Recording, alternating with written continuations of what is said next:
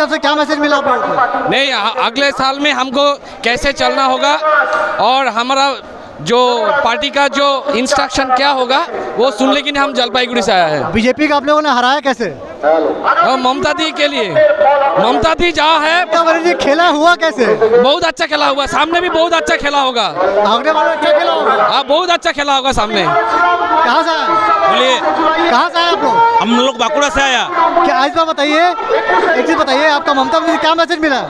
ममता बनर्जी अभी मैसेज नहीं दिया, अभिषेक बनर्जी अभी मैसेज दे दिया। जो 26 को जो इलेक्शन है वो इलेक्शन में पूरा दम के पूरा लोग खाटो, तुम लोग पूरा খাটো। ঠিক আছে, ভালোবাসার জন্য এসেছি এখানে। আমরা প্রত্যেক বছর আসি, কারণ অন্যায় হয়েছে। हर বছর आते हैं आप? হ্যাঁ, প্রত্যেক বছর আমরা আসি, কারণ যে অন্যায় বিরুদ্ধে যদি এই সভাটা করে, শহীদ সভাটা, তাতে আমরা মানে সেই সময় যে অন্যায় হয়েছিল তার প্রতিবাদের জন্য প্রত্যেকবার আমরা এখানে আসি। बहुत बहुत धन्यवाद। बहुत মমতা ব্যানার্জি জিন্দাবাদ।